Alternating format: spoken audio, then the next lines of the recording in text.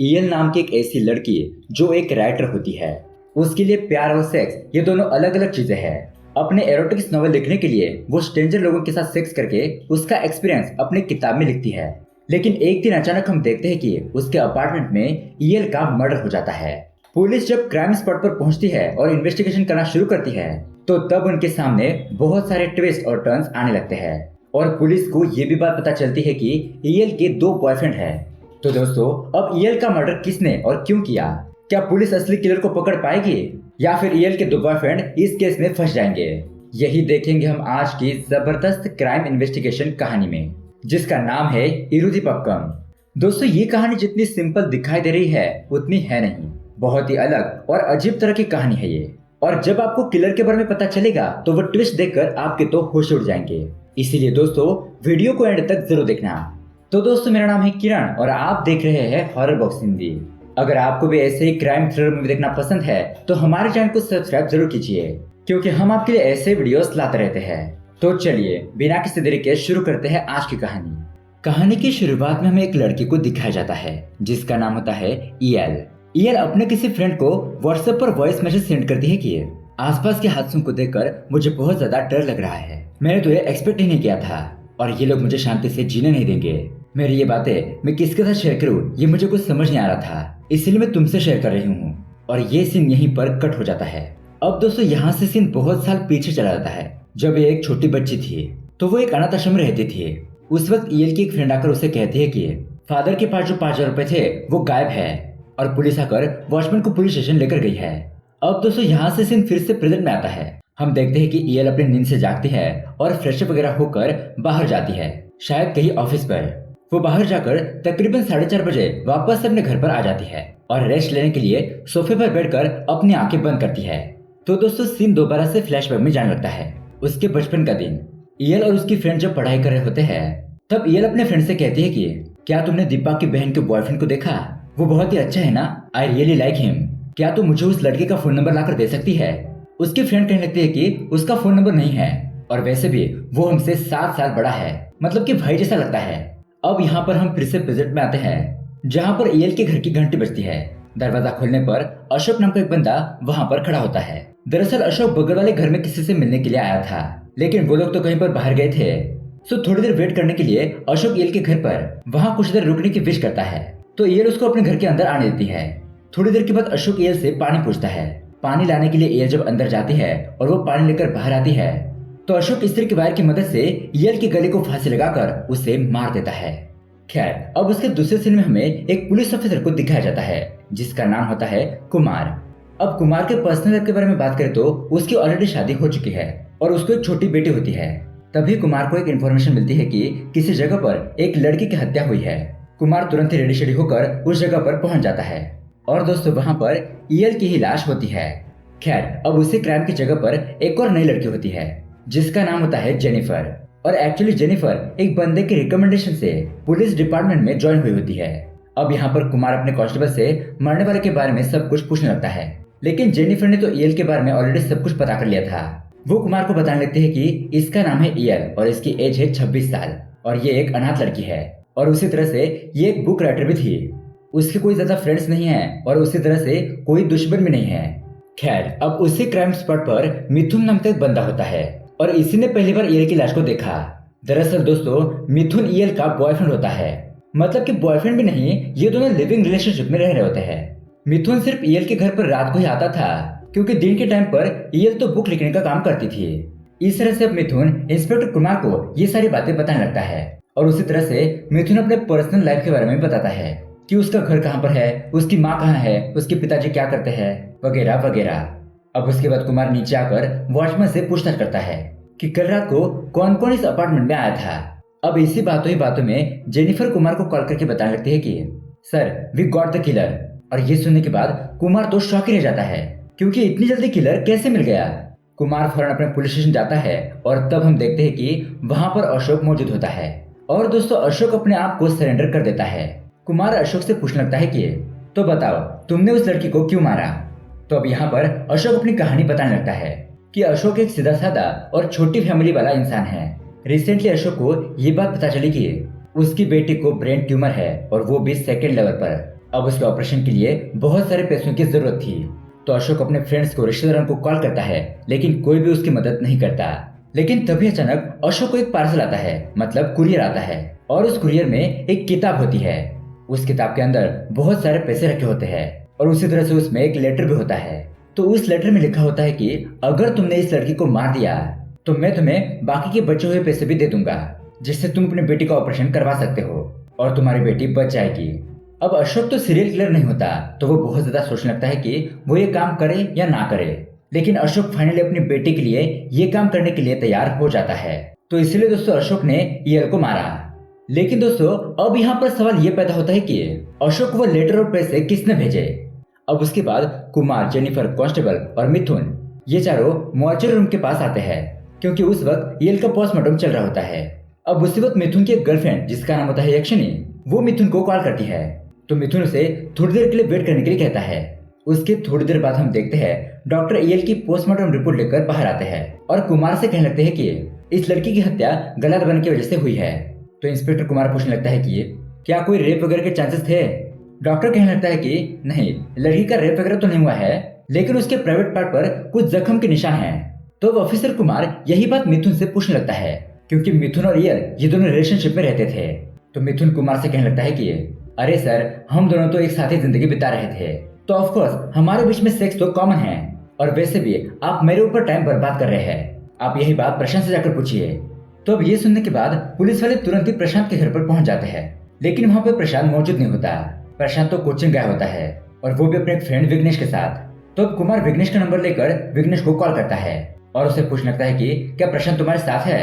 विघ्नेश कहने लगता है कि हाँ सर, हम दोनों कुछ काम के लिए कोचिंग आए हैं। कुमार कहने लगता है कि अच्छा, तो तुम फौरन प्रशांत को फोन दो। तो विघ्नेश कहने लगता है कि एक्चुअली सर मैं नीचे हूँ और वो ऊपर है, मुझे ऊपर जाने में थोड़ा टाइम लगेगा, मैं जाकर देता हूँ, आप थोड़ी देर के लिए रुकिए। तो विघ्नेश उसी तरह से प्रशांत को फोन दे देता है और कुमार प्रशांत से ईयल के बारे में पूछने लगता है और उसे कहने लगता है कि तुम फौरन चेन्नई वापस आ जाओ। प्रशांत कहने लगता है कि सर, मुझे वहां पर आने के लिए 4-5 दिन लग जाएंगे। अब ये सुनने के बाद कुमार को उसके ऊपर शक होने लगता है, तो इसलिए वो प्रशांत और विघ्नेश से ये पूछने लगता है कि तुम दोनों फौरन बताओ कि अब फिलहाल प्रशांत ने कौन से कलर की शर्ट पहनी हुई है। अब ये सुनने के बाद प्रशांत थोड़ा सा घबरा जाता है और तुरंत ही अपने फोन को स्विच ऑफ कर देता है। मतलब कि दोस्तों उस वक्त एक्चुअली प्रशांत और विघ्नेश ये दोनों एक साथ नहीं होते, मतलब कोचिंग में नहीं होते। प्रशांत तो चेन्नई में होता है और विघ्नेश ने कॉन्फ्रेंस कॉल के जरिए कुमार से बात करवाई थी। अब उसके बाद कुमार प्रशांत का फोन नंबर लेकर उसके नंबर को ट्रेस करता है, जिससे कि उन्हें उसका एड्रेस मिल जाता है। प्रशांत और उसका फ्रेंड उसी छत पर होते हैं और ऑफिसर कुमार वहां पर पहुंच जाता है। वो उससे पूछने लगता है कि तुमने मुझसे झूठ क्यों कहा। प्रशांत कहने लगता है कि सर, मुझे आज सुबह ही पता चला कि ईयल मर चुकी है। मैंने सोचा कि पुलिस वाले ढूंढते ढूंढते मुझ तक पहुंच जाएंगे, इसलिए मैंने ये सब कुछ नाटक किया। कुमार पूछने लगता है कि तो बताओ, तुमने ईयल का कत्ल क्यों किया। प्रशांत कहने लगता है कि सर, मैं उसको क्यों मारूंगा, मैं तो उससे प्यार करता था। और दोस्तों इस तरह से ये सीन फ्लैशबैक में जाने लगता है। दिसंबर 2013, मतलब कि उनके कॉलेज डेज। एक दिन जब ईयल अपने पेपर्स लेकर सीढ़ियों से उतर रही होती है, तो तभी प्रशांत उसे टकरा जाता है। ईयल के सारे पेपर नीचे गिर जाते हैं और प्रशांत उन सारे पेपर्स को उठाने में ईयल की मदद करता है। अब ईयल वहां से जाती है, लेकिन उसके हाथ में एक पेपर रह जाता है। अब ईयल को देखते ही प्रशांत को तो उससे पहले ही नजर में प्यार हो जाता है। अब कॉलेज खत्म होने के बाद प्रशांत ईयल को रोक लेता है और ईयल का जो मिसिंग पेपर होता है ना, वो उसे दे देता है। और यहाँ पर हमें पता चलता है कि ईयल को स्टोरीज लिखने का बहुत ज्यादा शौक था। प्रशांत ईयल की कहानी को पढ़कर उसकी कहानी की तारीफ करता है और ईयल ने अपनी कहानी में एक छोटी बच्ची की कहानी लिखी होती है कि एक 12 साल की बच्ची एक लड़के से प्यार करती रहती है और हमेशा उससे बात करने की विश करती है, एक्सेट्रा एक्सेट्रा। खैर, अब उसके दूसरे दिन से प्रशांत हर रोज ईयल के सामने आते रहता है, उससे हाय हेलो करते रहता है। मतलब कि वो उससे बात करने की कोशिश कर रहा था ताकि उनकी मुलाकातें बढ़ जाए और उन दोनों में फ्रेंडशिप हो जाए। अब उसके बाद वो किसी तरह से ईयल के फोन नंबर को पता कर लेता है और ईयल को कॉल करके कहने लगता है कि क्या तुम मेरे साथ कॉफी पर चलोगी। लेकिन ईयल तो उसे साफ साफ मना कर देती है। लेकिन अब ऐसे ही एक दिन प्रशांत ईयल के सामने आकर उसे आई लव यू कह देता है, मतलब कि उसे प्रपोज कर देता है। लेकिन ईयल प्रशांत से कहने लगती है कि मैं तुमसे प्यार नहीं कर सकती क्योंकि मैं ऑलरेडी किसी के साथ रिलेशनशिप में हूँ। सो अब ये सुनने के बाद उस दिन से प्रशांत ने ईयल को कभी तंग नहीं किया। खैर, अब उनका कॉलेज खत्म हो जाता है और ऐसे ही कुछ महीने बीत जाते हैं। अब एक दिन प्रशांत कुरियर देने के लिए किसी के घर पर आता है और वो घर और किसी का नहीं बल्कि ईयल का होता है। प्रशांत ईएल को देखकर तो शॉक ही रह जाता है और उसी तरह ईएल प्रशांत को देखकर हैरान रह जाती है। अब ईएल प्रशांत को अपने घर के अंदर बुलाती है और थोड़ी बहुत बातचीत होने के बाद प्रशांत उससे पूछता है कि तुम्हारा बॉयफ्रेंड कहाँ पर है। तो अब यहाँ पर ईएल बताने लगती है कि प्रशांत एक्चुअली वो क्या है ना, उस दिन मैंने तुमसे झूठ कहा था। उस वक्त मेरा कोई भी बॉयफ्रेंड नहीं था। तुम मुझे कुछ ज्यादा ही तंग कर रहे थे, इसलिए मैंने तुमसे झूठ कहा ताकि मैं तुमसे छुटकारा पा सकूं। खैर, और प्रशांत कुरियर देकर वहां से चला जाता है। अब उसके बाद ईएल अपने फोन से प्रशांत का नंबर अनब्लॉक करती है। रात होने के बाद प्रशांत से चैटिंग वगैरह करने लगती है और उसी तरह से अब इन दोनों में कॉल पर बातें होने लगती है। और दोस्तों एक्चुअली पिछले कुछ सालों से प्रशांत ने ईएल की लिखी हुई सारी बुक्स पढ़ी होती है। तो प्रशांत यहाँ पर दोबारा से ईएल की कहानियों की तारीफ करने लगता है और उसे कहता है कि तुम सच में एक बहुत बड़ी राइटर बनोगी। अब उसके बाद धीरे धीरे इन दोनों की मुलाकातें बढ़ने लगती है और इन दोनों में प्यार हो जाता है। हम देखते हैं कि ये दोनों एक दूसरे के साथ बहुत ज्यादा खुश होते हैं। लेकिन एक दिन अचानक ईएल का फोन स्विच ऑफ हो जाता है। ऑलमोस्ट 2 दिन तक ईएल का कोई भी अता पता नहीं होता। प्रशांत उसे कॉल पे कॉल किया जाता है लेकिन ईएल की साइड से कोई भी रिस्पॉन्स नहीं आता। इसीलिए 2 दिन के बाद प्रशांत रात को ईएल के घर पर जाता है, लेकिन उस वक्त ईएल अपने घर पर नहीं होती। अब वो दोबारा से ईएल को कॉल करता है और इस बार ईएल अपना कॉल उठाती है।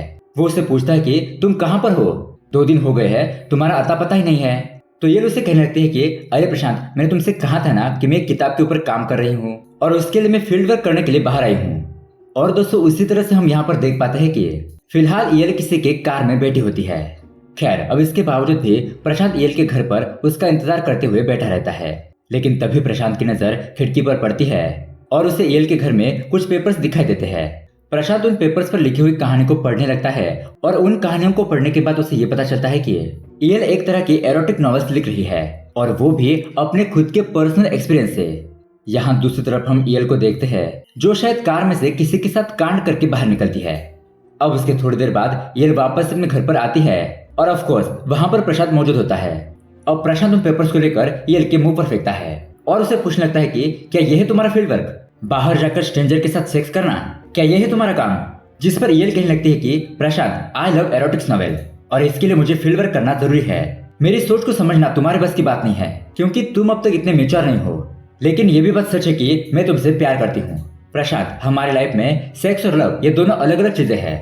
अब ईएल की बातें तो प्रशांत के सर के ऊपर से ही निकल जाती है। अब प्रशांत ईएल को पागल या फिर अजीब समझकर उससे ब्रेकअप कर लेता है और इस तरह से प्रशांत जो कुछ भी हुआ वो सब पुलिस वालों को बताने लगता है। उसके बाद प्रशांत रोते हुए अपने फ्रेंड से कहने लगता है कि काश मेरी ईएल से मुलाकात ही नहीं होती तो आज ईएल हमारे बीच जिंदा होती। मेरी वजह से ईएल की मौत हुई है। ऐसा कहते हुए प्रशांत टेरेस के ऊपर से जंप कर देता है और खुद को मारने की कोशिश करता है। ऑफिसर कुमार फौरन प्रशांत को उठाकर हॉस्पिटल लेकर जाते हैं। अब उसके अगले सीन में हम देखते हैं कि ऑफिसर कुमार मनी ट्रांसफर वाले ऑफिस में जाता है ये पता करने के लिए कि जिस अशोक ने गला दबाकर ईएल को मारा था उसे वो पैसे किसने भेजे थे। तो यहाँ इस ऑफिस में बैठा हुआ बंदा कहने लगता है कि सर ये बताना बहुत ही मुश्किल है क्योंकि ऐसा बड़ा अमाउंट हवालात के जरिए ही ट्रांसफर किया जाता है और ज्यादातर मिनिस्टर यही तो काम करते हैं। अब दोस्तों वहां से कुमार एक पब्लिशिंग के ऑफिस जाता है जहाँ से ईएल अपने बुक को छपवाती थी। मतलब ईएल तो रियल लाइफ के इंसिडेंट ही इस किताब में लिखती है। तो कुमार ये समझने लगता है कि शायद ईएल के आखिरी बुक में उसके मर्डर का कोई राज छुपा हो सकता है। अब उस ऑफिस जाने के बाद कुमार को यह बात पता चलती है कि रिसेंटली ईएल ने एक किताब लिखी थी लेकिन ईएल ने इस किताब की एक ही प्रिंट छापने के लिए कहा और उसी तरह से उस किताब को एक एड्रेस पर सेंड करने के लिए कहा और हमने भी उसी तरह से किया, उस किताब को उस एड्रेस पर सेंड कर दिया। अब कुमार उस पब्लिशर के पास से वो एड्रेस ले लेता है और उस एड्रेस को देखने के बाद कुमार को ये बात पता चलती है कि वो एड्रेस और किसी का नहीं बल्कि खुद कुमार का ही होता है।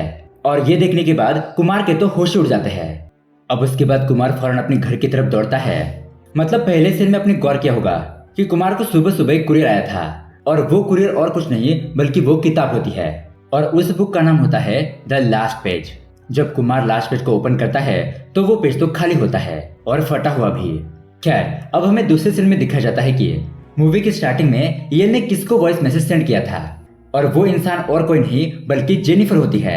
अब प्रेजेंट टाइम पर कुमार जेनिफर को वो ईएल की बुक देकर कहता है कि तुम इस किताब को डिटेल में स्टडी करो और अगर तुम्हें किसी तरह का क्लू मिले तो फौरन मुझे इन्फॉर्म कर देना। यहाँ दूसरी तरफ हम देखते हैं कि पुलिस वाले मिथुन की गर्लफ्रेंड यक्षिनी को फॉलो कर रहे होते हैं। यक्षिनी ये बात नोटिस करती है और मिथुन को कॉल करके बताती है कि मेरा कोई पीछा कर रहा है। अब यहाँ इस तरफ ऑफिसर कुमार अपने कांस्टेबल से कहने लगता है कि मैंने तुमसे कहा था ना कि उस लड़की की कॉल हिस्ट्री, व्हाट्सएप, फेसबुक, ये सारे के बारे में डिटेल्स पता करने के लिए। क्या तुमने उसे चेक किया? तो कांस्टेबल बताने लगता है कि सर, उसे तो जेनिफर मैडम ने चेक किया था और उन्होंने कहा कि सारा मामला क्लियर है।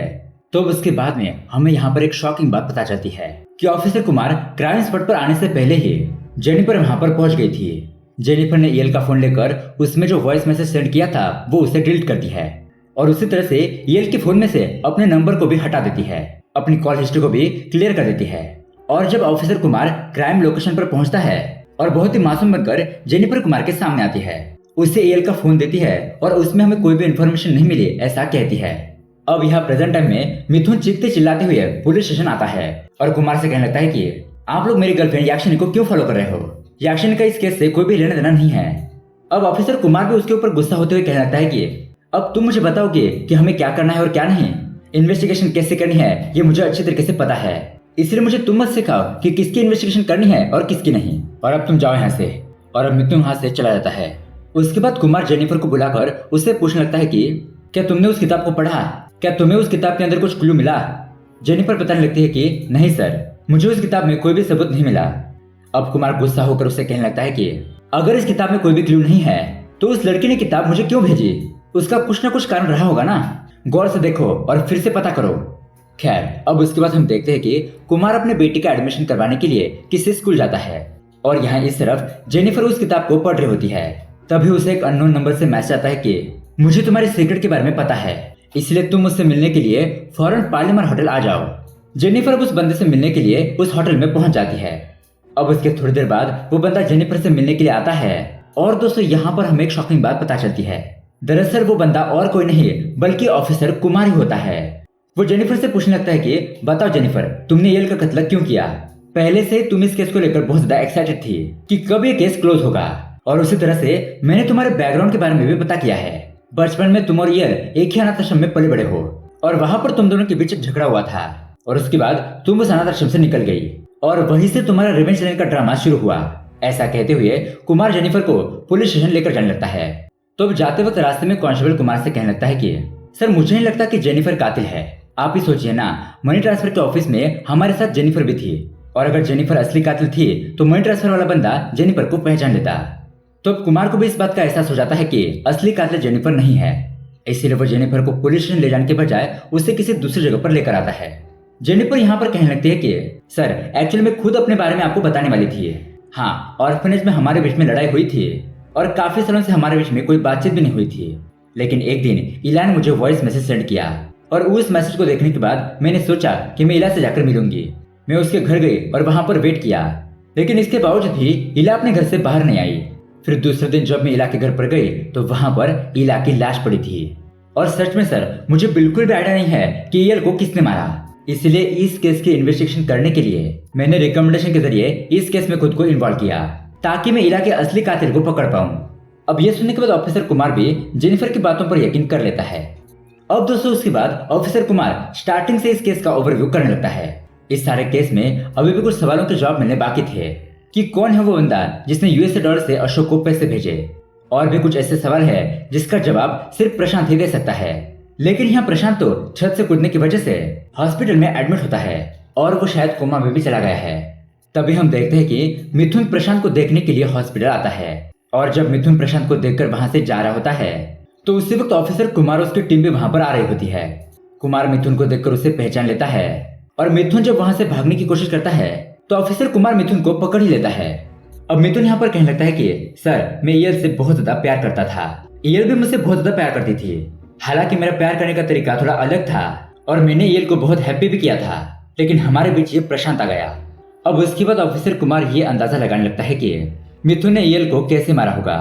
अब मिथुन की माँ यूएसए में रहती है। मिथुन ने अपनी माँ से कुछ पैसे मंगवाए और वो पैसे डायरेक्टली अशोक के अकाउंट में डलवा दिए। वही अशोक जिसने ईएल का गला दबाकर उसे मार डाला था। आपको याद होगा कि अशोक को एक पार्सल आया था और उस पार्सल को मिथुन ने ही भेजा था और उस रिसिप्ट को अपने घर पर ही रख दिया था। सर्चिंग के दौरान पुलिस वालों को वो रिसिप्ट मिल गई और इसी रिसिप्ट के जरिए पुलिस वाले मिथुन तक पहुंच गए और उन्होंने मिथुन को गिरफ्तार कर लिया। खैर, अब उसके बाद सीन कुछ दिनों बाद शिफ्ट होता है। एक दिन जब कुमार अपने बेटे को किताब पढ़ा रहा होता है तभी कुमार को ईएल की बुक के बारे में याद आता है। कुमार फौरन उस किताब को लेकर आखिरी पेज को ओपन करता है और वहां पर कुछ कोड्स लिखे हुए होते हैं। उसी तरह से उस किताब के नीचे एक ईमेल आईडी भी लिखा होता है और उसी तरह से उस किताब के नीचे एक ईमेल आईडी मौजूद होती है। और एक्चुअली मूवी के स्टार्टिंग में कुमार ने अपने ईमेल को ओपन किया था और वहां पर उसे ईएल की तरफ से एक मेल आया था। उस मेल में लिखा होता है कि इट्स मी सॉरी स्ट्रेंजर। और दोस्तों अब यहाँ पर इस कहानी का असली सस्पेंस रिवील होता है। दरअसल दोस्तों ईएल एक बहुत बड़ी राइटर बनना चाहती थी और उसके नजरिए में सेक्स अलग है और लव अलग है। लव दिल का मामला है लेकिन सेक्स एक फिजिकल नीड है, जैसे कि हमारे डेली लाइफ में खाना पीना। और ईएल तो अपनी फिजिकल नीड को कुछ अलग ही तरीके से पूरी करती है।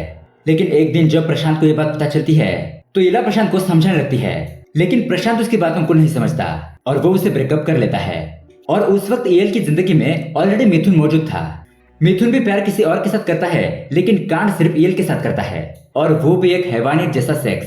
पहले तो ईएल को मिथुन का ये दीवानापन बहुत ज्यादा पसंद आने लगता है, लेकिन धीरे धीरे मिथुन उसे इतना ज्यादा तड़पाने लगता है कि वो उसके साथ जानवरों जैसा बर्ताव करने लगता है। इसलिए एक दिन ईएल डिसाइड करती है कि वो मर जाएगी, लेकिन उसके पास उतनी हिम्मत भी नहीं होती। तो अब एक दिन ईएल डिसाइड करती है कि वो प्रशांत और मिथुन को सबक सिखाएगी। अब ऐसे ही एक दिन ईएल किसी हॉस्पिटल में अशोक को देखती है और जब वो अशोक को फॉलो करती है तब उसे अशोक की प्रॉब्लम के बारे में पता चलता है कि अशोक को उसकी बेटी का ऑपरेशन करने के लिए बहुत ज्यादा पैसों की जरूरत है। अब उसके बाद रात में ईएल मिथुन का फोन लेकर उसकी माँ को मैसेज कर देती है कि उससे कुछ पैसे चाहिए। और जब मिथुन की माँ इंडिया में पैसे ट्रांसफर कर देती है तो ईला उस ऑफिस में जाकर खुद पैसों को कलेक्ट करती है और उसके बाद उन पैसों को अशोक के घर पर कुरियर करती है और उस कुरियर की रिसिप्ट को मिथुन के घर पर ही छोड़ देती है ताकि सारा शक मिथुन के ऊपर जाए और पुलिस उसे पकड़ ले। अब उसके बाद प्लान के हिसाब से एक रात अशोक ईएल के घर पर आया और बहाना बनाकर घर के अंदर जाने के बाद उसने गला घोट के ईएल को मार दिया।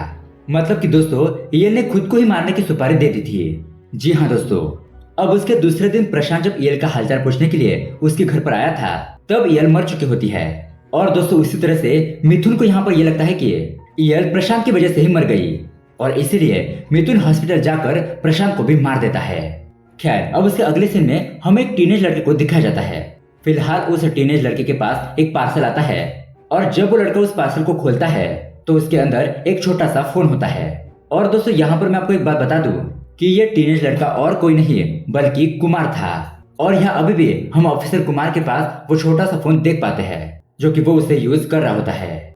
अब दोस्तों आप ये सोच रहे होंगे कि वो फोन किसने गिफ्ट किया, तो दोस्तों ये फोन उसे बचपन में ही ईएल ने गिफ्ट किया था। और दोस्तों इस तरह से ये कहानी यहीं पर एंड हो जाती है। अब दोस्तों मुझे पता है कि काफी लोगों को ये कहानी समझ में नहीं आई होगी, तो मैं आपको यहाँ पर सिंपल तरीके से बताता हूँ कि आखिरकार कहानी में क्या हुआ था। सुनिए, बचपन में ईएल और जेनिफर ये दोनों अनाथ आश्रम में रहते थे। बचपन में ईएल ने जिस लड़के को पसंद किया था वो लड़का और कोई नहीं बल्कि कुमार था। जी हाँ दोस्तों, ईएल जिस अनाथ आश्रम में रहती थी वहां के फादर से ईएल ने 5,000 रुपए चुरा लिए थे और उन्हीं पैसों से फोन खरीद कर ईएल ने वो फोन कुमार को गिफ्ट के तौर पर दिया था। और यही बात जानने के बाद जेनिफर और ईएल के बीच झगड़ा हुआ था और फिर वो वहां से चली गई। और एक्चुअली यही कहानी ईएल ने अपनी किताब में लिखी थी। मतलब अपनी जिंदगी में जो रियल इंसिडेंट हुए उसी के बारे में ईएल ने अपनी किताब में लिखा था। अब जैसे ईएल का कॉलेज खत्म हुआ तो उसे एरोटिक नॉवेल लिखने का शौक आया, तो वो स्ट्रेंजर के साथ मिलकर उनके साथ कांड करने लगी और उस एक्सपीरियंस का यूज करके किताबें लिखने लगी। अब इसी दरमियान में मिथुन ईएल से मिला और ये दोनों एक दूसरे के साथ लिविंग रिलेशनशिप में रहते थे। लेकिन मिथुन सिर्फ ईएल के पास रात में ही आता था और ये दोनों कांड करते थे। लेकिन मिथुन का दीवानापन इतना बढ़ गया कि वो ईएल के साथ जानवरों जैसी हरकतें करने लगा। और अब इसी दरमियान में प्रशांत ईएल की जिंदगी में आ गया और ईएल तो प्रशांत के साथ सच्चा प्यार करती थी। लेकिन जब प्रशांत को ईएल की सच्चाई पता चली तो प्रशांत ईएल से नफरत करने लगा और इस तरह से प्रशांत ने उससे ब्रेकअप कर लिया। अब यही सारे हादसे ईएल के साथ हो रहे थे और वो अपने थॉट्स को किसी के साथ शेयर भी नहीं कर सकती थी, ये सोचकर कि उसकी बातें कौन समझेगा, क्योंकि ईएल को तो प्यार भी चाहिए था और सेक्स भी। अब दोस्तों देखिए, यहाँ पर ईएल की जिंदगी में दो कांटे हैं। एक है मिथुन जो हर वक्त उसे सताता रहता है और दूसरी तरफ है प्रशांत जो उसकी सच्चाई जानने के बाद नफरत करके उसे छोड़कर चला गया। और दोस्तों इन दोनों को सबक सिखाने के लिए ईएल ने खुद की सुपारी दे दी और अशोक ने आकर गला घोटकर उसे मार दिया। और कहानी के एंड में ईएल ने जेनिफर को वो वॉइस मैसेज सेंड किया था और उसके बाद आगे क्या हुआ ये तो आपको पता ही है। और दोस्तों इस तरह से कहानी यहीं पर खत्म हो जाती है। अगर आपको फिर भी कुछ समझ नहीं आया तो हमें कमेंट कीजिए, हम आपका जवाब देने की कोशिश करेंगे। तो दोस्तों ये अजीब कहानी आपको कैसी लगी हमें कमेंट करके जरूर बताइएगा। साथ ही ऐसे ही अमेजिंग मूवीज देखने के लिए हमारे चैनल को सब्सक्राइब जरूर कीजिए। मिलते हैं अगले वीडियो में। Thanks for watching.